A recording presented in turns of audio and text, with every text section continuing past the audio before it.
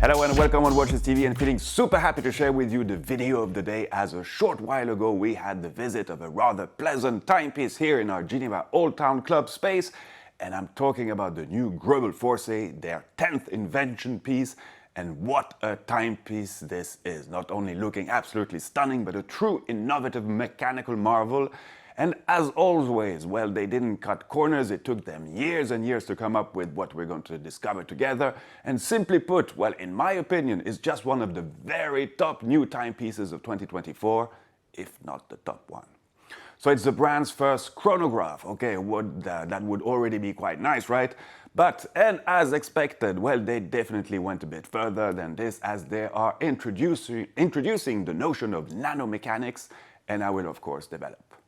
Well, we all know the brand as being at the forefront of what proper finishing techniques should be, and they reintroduced these quality standards from day one of the creation of the company some 20 years ago.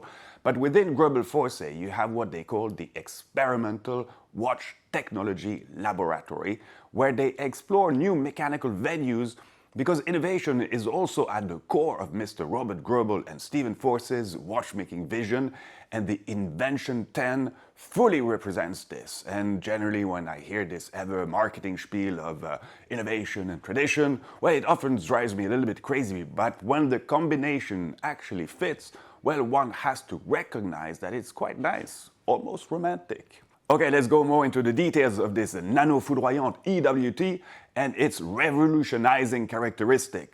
As the name implies, this piece holds a foudroyant mechanism. So firstly, what is a foudroyant? Well, in French, la foudre means lightning, and therefore this foudroyant term can be more or less translated into lightning seconds, but some call it a jumping second. But let's go back on what it actually is. So when you look at the second hands of your mechanical watch, it seems to be trailing continuously. But if you look closely at it, you would notice that it actually moves in very small increments. And these increments reflect the frequency at which your regulating organ is beating at. The higher the frequency, the smaller the increments. And what the foudroyant mechanism does is that it precisely displays these increments in a counter of its own.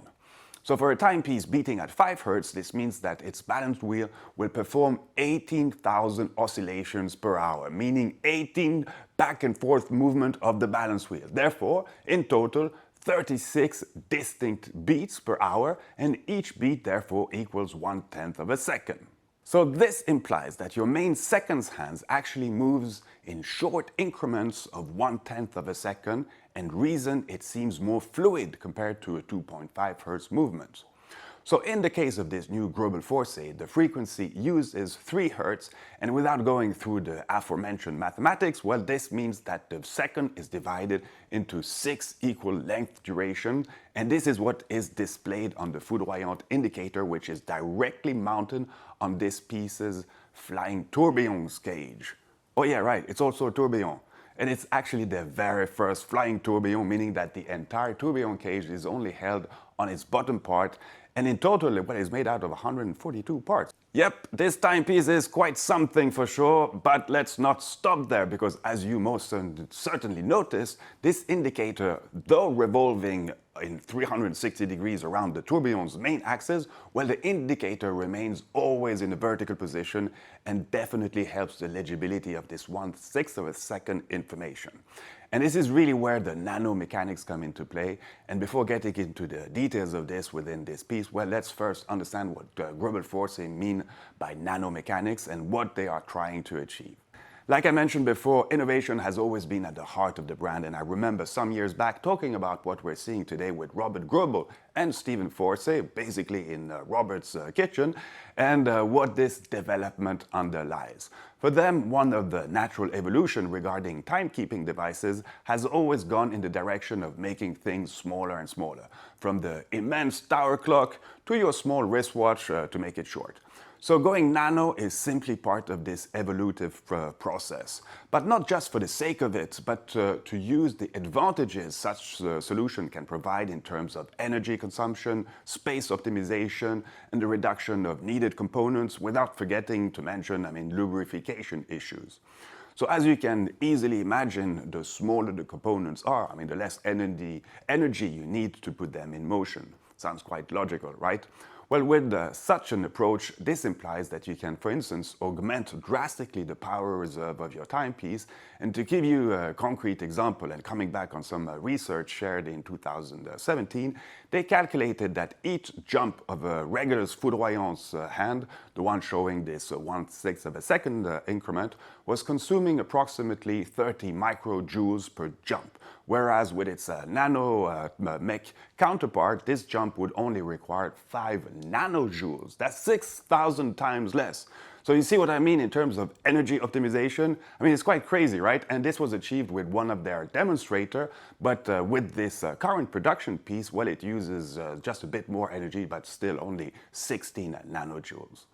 But I just talked about regular foudroyant versus nano foudroyant. So what are the fundamental differences between the two? Because I guess this is really what you guys want to know, right? So with a regular foudroyant, this jumping second information requires a dedicated gear train, generally starting from the second barrel until the escape wheel. And when I say second barrel, it's just because this function requires a lot of energy. So with the nano approach, when you don't need this at all, the jumping foudroyant second mechanism takes its information directly from the escape wheel, and it can do so precisely because it practically needs no energy to run. It doesn't interfere with the watch proper functioning, and this was achieved with some kind of much guarded secret new mobile developed by Grubel Forsey using, for instance, diamond pivots and low inertia wheels. So well, as you can see, this definitely opens crazy doors, and I'm pretty certain it's just the beginning of nanomechanics. But let's now focus on some other features of this Invention 10 piece, including design characteristics, of course. So first of all, one shouldn't forget that it's a chronograph there first.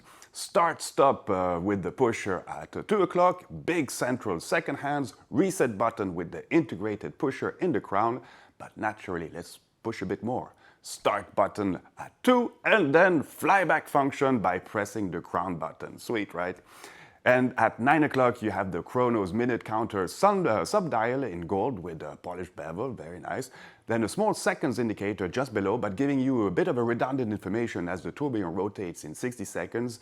And the vertical foudroyant display is on par with this small seconds. So, but most importantly, I mean, we have to talk about the size of this piece. I mean, often you would hear that Grubel Forsey are a little bit too big on the, I mean, you know what I mean. And for instance, for myself, I've always been a huge fan of the GMT, one of my favorite watch ever, but to console myself for not having one, I must admit that it sits a bit largely on my wrist. Okay, still wouldn't mind, but you get my point. Well, the Invention 10 is the smallest Grubel Forsey ever and comes in a fantastically sized 37.9mm tantalum and white gold case and stand 10.5mm in height. The proportions just work so magnificently in my opinion, and I'm sincerely extremely happy that they went down that route. I mean, it's elegant, almost understated for those who don't know what it is. And I really like this. I mean, obviously the foudroyant plus tourbillon can draw some natural interest or attention, but otherwise it's just a really nice classical piece to look at. And when you flip it over, well, you recognize the finishing characteristic which has made the brand famous. I mean, just look at it. I mean, all these different techniques, the black polish. I mean, just, of course, just wow, I guess. All right, also wanted to add that with the chrono running, you have approximately 1 day of power reserve. Might not sound a lot, but obviously much more when on idle position. But then, I mean, it's such a pleasure to wind it with this big crown, so for me, I mean, that's not really an issue. Okay, there will be only 11 pieces coming in this configuration, and I must say that this will be 11 happy owners, and I don't want to know the price. Let's keep the magic going. Well, this is it regarding this new Grubel Forsey, and just wanted to say that it really made me happy to see the direction this watch is pointing out for them. So, I mean, yeah, nice horizon, I guess. Thanks for watching, see you real soon, and a massive Viva watchmaking your way. See you.